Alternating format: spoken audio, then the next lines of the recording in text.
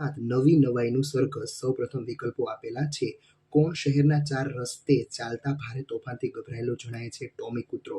ટોમીના દાદાના દાદા શું કહેતા હતા? જેને 2 પગ હોય તે તો ગમે ત્યારે ગમે તે કરે. કોના માલિક ચા પીધા પછી બહુ ઘાંટા પાડે છે? ટોમી કૂતરાના. કોણે કહ્યું કે તેની પાસે ફાલતુ ટાઈમ નથી? કક્કુ કુકડાએ. કાળું કૂતરો કોને સાવ નકામી ગણે છે?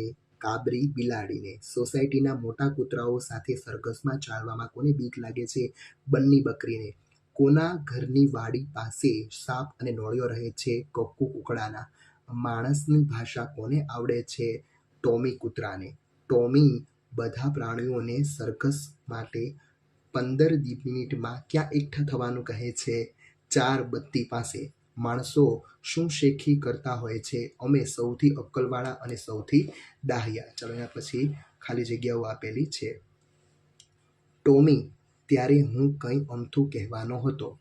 ગંગુ ગધેડો પૂંછડીથી માખી ઝાપટતો આવે છે. માણસને ઝઘડતા રોકવાની આવડત ટોમી કૂતરા પાસે છે.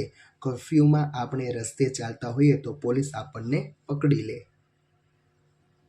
નવી નવાઈનું સરઘસ એટલે પ્રાણીઓની દોસ્તીનું સરઘસ.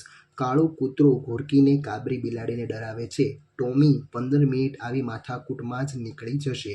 નોળિયોને સાપ કેવા સાથે જાય છે? જાણે દુશ્મનાવટ કેવીને વાત કેવી. ચલો એના પછી જોડીમાં ઉત્તરો આપેલા છે. એ પાઠના આધારે તમારે ક્રમ અક્ષર લખવાનો છે. ગૌરી ગાય તો છત્રીનો છ એટલે કે શું એ આટલું બધું આમ ગભરાયેલો કેમ લાગે છે? ચલો બન્ની બકરીમાં ચ, ટોમી કૂતરોમાં ક, કાળું કૂતરોમાં ખ, પછી ગંગુ ગધેડોમાં ગ અને લાલુ બકરોમાં ક આવશે. ચાલો એના ક્રમમાં ગોઠવવા તેનો સાચો ક્રમ છે એ તમારે ચોરસમાં લખવાનો છે. 5 વાક્યો છે એ ઘટનાક્રમમાં જ ગોઠવેલા છે એટલે પહેલું, બીજું, ત્રીજું, ચોથું, પાંચમું વાક્ય છે એ સેમ ટુ સેમ રહેશે. ચાલો એના પછી એક વાક્યમાં જવાબ લખો. ટોમીએ માણસોના તોફાન અંગે કોને વાત કરી હતી? ટોમીએ માણસોના તોફાન અંગે 4 રસ્તે ફરીને આવેલા તેના મિત્ર ભોલુએ વાત કરી હતી. જ્યારે કક્કુ કૂકડો ગભરાઈને ભાગી જવાનું કહે છે ત્યારે ગૌરી ગાય શું કહે છે? જ્યારે કક્કુ કૂકડો ગભરાઈને ભાગી જવાનું કહે છે ત્યારે ગૌરી ગાય કહે છે કે એમ કંઈ ઘરબાર મૂકીને દોડી ન જવાય. કર્ફ્યુમાં પોલીસ કોને પકડે અને કોને ન પકડે? કર્ફ્યુમાં પોલીસ માણસોને જ પકડે અને 4 પગવાળા પ્રાણીઓને ન પકડે.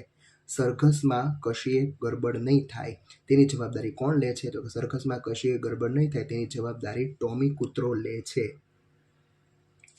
ટોમી કૂતરાના મતે કોની વાત બધા માને? ટોમી કૂતરાના મતે કરવા જેવું કામ માથે લેનાર આગેવાનની બધા વાત માને. ટોમી કૂતરો સરઘસમાં જોખમ અંગે બધા પ્રાણીઓને શું કહે છે? ટોમી કૂતરો બધા પ્રાણીઓને કહે છે, જો સરઘસમાં આપણને જોખમ હશે તો હું 2 વાર ભોં ભોં ભસીશ અને જો કશું જોખમ નહીં હોય તો માત્ર પૂંછડી જ હલાવીશ. ચોથો માણસ શું કરવાને કળજુગ આવ્યો એવું કહે છે? ચોથો માણસ પ્રાણીઓ સરઘસમાં સંપીને ચાલે છે.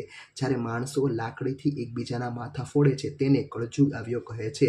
બધા માણસોને શું જોઈને લડતા શરમ આવે છે? બધા માણસોને સરઘસના વિરુદ્ધ સ્વભાવના પ્રાણીઓ સંપીને ચાલતા જોઈને લડતા શરમ આવે છે.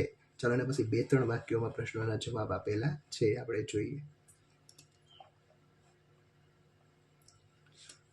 ટોમી ગભરાયેલો શા માટે લાગતો હતો? ટોમીએ 4 રસ્તા પાસેથી ફરીને આવેલા તેના મિત્ર ભોલુને કહ્યું કે આપણા શહેરના 4 રસ્તે ભારે જબરદસ્ત તોફાન ચાલે છે. આ સમાચાર સાંભળવાના કારણે ટોમી ગભરાયેલો લાગતો હતો. બધું બળદ માણસોના તોફાન અંગે શી માહિતી આપે છે? બધું બળદ માણસોને તોફાન અંગે કહે છે કે બહુ ભારે ભાઈ બહુ ભારે, ધમાલ તો કેવી ધમાલ, એને એક પાણો આમથી ને બીજો પાણો આમથી આવે. લોક લાકડીઓ લઈ લઈને દોડે છે, ડાબેથી જમણે અને જમણેથી ડાબે. કક્કુ કૂકડો ગભરાયેલા આવીને બધા પ્રાણીઓને શું કહે છે? કક્કુ કૂકડો છે એ ગભરાયેલા આવીને બધા પ્રાણીઓને કહે છે કે એ ભાગો ભાગો, પથ્થરબાજી, ધમાચકડી, લાતાલાતી, મુક્કામુક્કી જે વચ્ચે આવી ગયું તેનો ખીમો, ભાગો ભાગો, દોડો દોડો.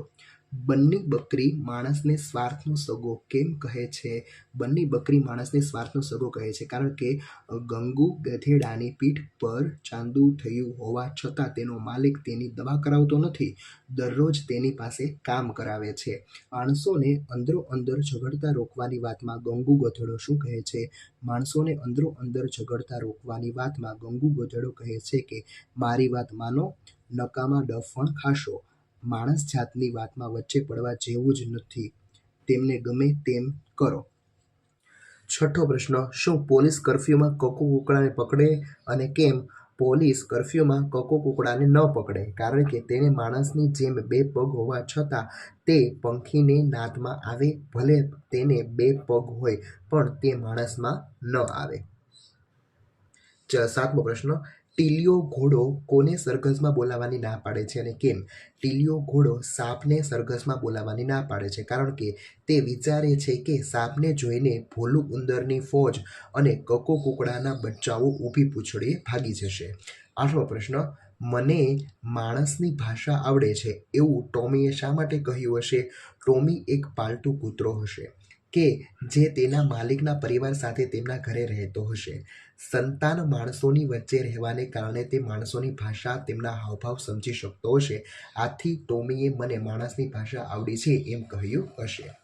નવમો પ્રશ્ન, ગંગુ ગધેડો ઉતાવળ કરવાનું કહે છે ત્યારે કકુ-કુકડો તેને શું કહે છે? ગંગુ ગધેડો ઉતાવળ કરવાનું કહે છે ત્યારે કકુ-કુકડો તેને કહે છે કે વધારે વાર તો તને લાગે છે બધાય કામમાં, ડોકી હલાવતો ને અટકીને ચાલતો તું જ ધીમો છે. 10મો પ્રશ્ન, બીજો માણસ પ્રાણીઓ પાસેથી લડાઈ બંધ કરવાનું શીખવા વિશે શું કહે છે? બીજો માણસ પ્રાણીઓ પાસેથી લડાઈ બંધ કરવાનું શીખવા વિશે કહે છે કે આજથી તો નવી શરૂઆત કરીએ. આ પ્રાણીઓ નથી બોલતા, નથી એમણે ચોપડી વાંચી, નથી ભાષણો સાંભળ્યા, છતાં જુઓ એમનો સ્વભાવ. ટોમીની કઈ વાત તમને ગમી અને શા માટે?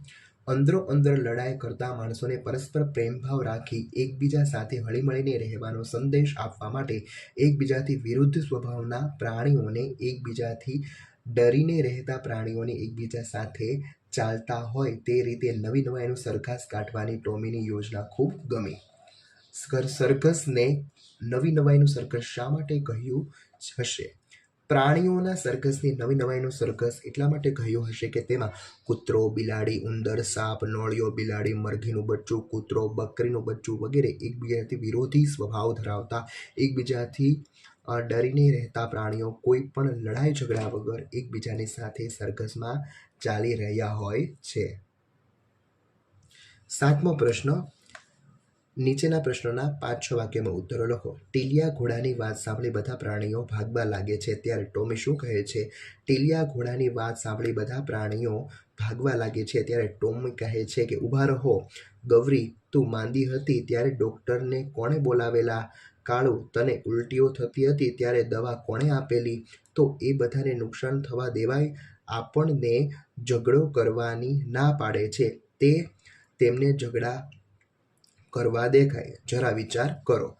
બીજો પ્રશ્ન, કકુ-કુકડાને શાનો ભય છે અને કેમ? જ્યારે માણસોના તોફાનની વાત ચાલતી હતી ત્યારે બધા પ્રાણીઓ માણસોની લડાઈ કરતા રોકવાની નવી નવાઈનું સરઘસ કાઢવું જોઈએ એ વિશે ચર્ચા કરી રહ્યા હોય છે ત્યારે બંને બકરી કહે છે કે કર્ફ્યુ ચાલતો હોય તો પોલીસ આપણને પકડી લેશે. ત્યારે ગૌરી ગાય કહે છે કે પોલીસ માણસને જ પકડે, 4 પગવાળા તો કર્ફ્યુમાં પણ હરવા ફરતા હોય છે. આ સાંભળી કકુ-કુકડાએ પોતાને 2 પગ હોવાના કારણે તેને ડર લાગે છે અને કર્ફ્યુમાં તે પકડી લેશે તેવો ડર લાગે છે. પ્રાણીઓનું નવી નવાઈનું સરઘસ જોઈને માણસોની હાલત કેવી થઈ? પ્રાણીઓનું નવી નવાઈનું સરઘસ જોઈને એક માણસના હાથમાંથી પથ્થર પડી જાય છે, બીજો માણસ સરઘસ જોઈને વિશ્વાસ ન થતાં આંખો ચોળવા લાગે છે, ત્રીજો માણસ પોતાના ગાલ પર થપ્પડ મારીને સ્વીકારે છે કે આ સાચું સરઘસ છે, કોઈ સપનું નથી. ચોથાથી લઈ 7મા માણસને એકબીજાના દુશ્મન સમજતા પ્રાણીઓને એકબીજાની સાથે ચાલતા જોઈને ખૂબ જ નવાઈ લાગે છે. 8મા પ્રશ્નમાં તમારે શિક્ષકની મદદથી તમારી નોટબુકમાં પ્રશ્નો લખવાના છે. 9મો પ્રશ્ન, નીચે આપેલી જાહેરાતો વાંચીને પ્રશ્નોના જવાબ લખો. અજબ ગજબ હરીફાઈની જાહેરાત આપેલી છે. હવે આપણે પ્રશ્નોના જવાબ જોઈએ. અજયનો કૂતરો બધી જ હરીફાઈમાં ભાગ લઈ શકશે. શા માટે અજયનો કૂતરો બધી જ હરીફાઈમાં ભાગ લઈ શકશે નહીં? કારણ કે હરીફાઈમાં ભાગ લેવા માટેની શરત છે કે સ્પર્ધક માટે હરીફાઈમાંથી કોઈ પણ 2 હરીફાઈમાં ભાગ લઈ શકશે. મોનાલી ફી પેટે ₹150 ભરે છે તો તેણે તેના કૂતરાને કેટલી હરીફાઈમાં ભાગ લેવડાવ્યો હશે? એક સ્પર્ધામાં ભાગ લેવાની ફી 75 છે. આથી મોનાલી છે ફી પેટે ₹150 ભરે છે તો તેણે તેના કૂતરાને 2 હરીફાઈમાં ભાગ લેવડાવ્યો હશે. 75 + 75 = 150 થાય. તન્મયનો કૂતરો એક રજત ચંદ્રક અને એક કાંસ્ય ચંદ્રક જીતે છે તો તેણે હરીફાઈમાં કયો નંબર મેળવ્યો? હરીફાઈમાં દ્વિતીય નંબર મેળવવાને રજત ચંદ્રક અને તૃતીય નંબર મેળવવાને કાંસ્ય ચંદ્રક આપવામાં હોવાથી તન્મયને કૂતરો એક રજત ચંદ્રક અને એક કાંસ્ય ચંદ્રક જીત્યો હોવાથી તે એક હરીફાઈમાં દ્વિતીય અને એક હરીફાઈમાં તૃતીય નંબર આવ્યો હશે. આ હરીફાઈને કેમ અજબ ગજબ હરીફાઈ નામ આપવામાં આવ્યું?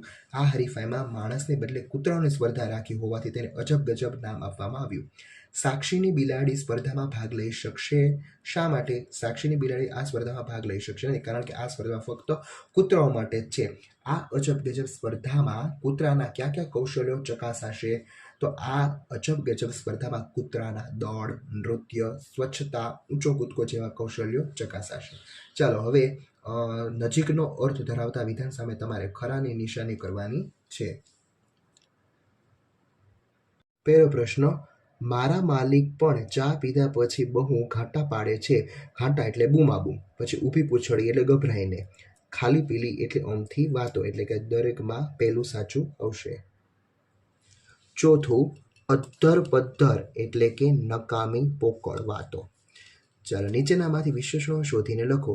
કાળો રંગ મને ગમે છે. કાળો વિશેષણ છે. મીરાને જગ ખારો લાગે છે. ખારો. 7 સમુદ્રની વાર્તા તમે સાંભળી છે. 7. સ્વામી તે અગાધ જળ ક્યાં ગયું અગાધ. હોજમાં રંગીન માછલી તરે છે તો કે રંગીન. ચાલો એના પછી જોડણી આપેલી છે. જોડણી સુધારીને તમારે લખવાની છે. જલ્દી, કુકડો, અધ્ધર પધ્ધર, ખિસકોલી, બિલ્લી, ખાતરી, હોશિયાર અને મિનિટ. સમાનાર્થી શબ્દો આપેલા છે. ગભરાટ એટલે અકળામણ અને મૂંઝવણ. જોખમ એટલે નુકસાન અને ધોકો. સોડ એટલે પાસું અને બાજુ. પંચાત એટલે તકરાર અને ભાંજગાંઠ. પછી ફાલતુ એટલે પરચુરણ અને વધારાતું. અને પાણો એટલે પથ્થર અને પથરો. ચાલો વિરુદ્ધાર્થી શબ્દો આપેલા છે. માલુક તો નોકર, સ્વાર્થ તો નિસ્વાર્થ, નુકસાન તો ફાયદો, ખાનગી તો જાહેર, દુશ્મનાવટ તો મૈત્રી અને ડાહ્યા તો ગાંડા. ચાલો શબ્દ સમૂહ માટે એક શબ્દ. કોઈ ઘટના કે પ્રસંગ નિમિત્તે કે કોઈ દેખાવ કરવા માટે રસ્તા પર નીકળતો જન સમુદાય તો કે સર્કસ. તકરારને નિવેડો લાવવા નિમેલી 5 કે વધુ માણસોની મંડળી પંચાયત. ચાલો રૂઢિપ્રયોગના અર્થ અને વાક્યપ્રયોગ તમારે કરવાના છે. માથે લેવું એટલે કોઈ કામ પોતાની જવાબદારી પર લેવું. મોટા ભાઈએ બાપુજીના ગયા પછી મારા શિક્ષણની જવાબદારી માથે લીધી. સગી આંખે એટલે પ્રત્યક્ષ રૂબરૂ. મારી સગી આંખે મેં એને મંદિરમાં મધરાતે ઘૂસતો જોયો છે. તાઢા પડવું એટલે નિરાત રાખવી. ગુસ્સે થયેલા પતિએ પત્નીને તાઢા પાડીને શાંતિથી ઉકેલ શોધવા કહ્યું. ઘાટો પાડવો એટલે બૂમો પાડવી. મુન્નીએ તેની મમ્મીને ઘાટો પાડીને ઘર બહાર ન જવા કહ્યું. અધ્ધર પધ્ધર વાતો કરવી એટલે ઉડાઉ જવાબ આપવો. ઘરમાંથી ચોરાયેલી વસ્તુ અંગે નોકરને પૂછતા તેણે અધ્ધર પધ્ધરની વાતો કરી. ઊભી પૂંછડીએ ભાગવું એટલે જીવ લઈને ભાગવું. સિંહના પંજામાંથી છુટકારો મળતા હરણ ઊભી પૂંછડીએ ભાગ્યું. ચાલો પછી કક્કાવારી ક્રમ એટલે કે શબ્દકોશના ક્રમમાં તમારે લખવાનું છે.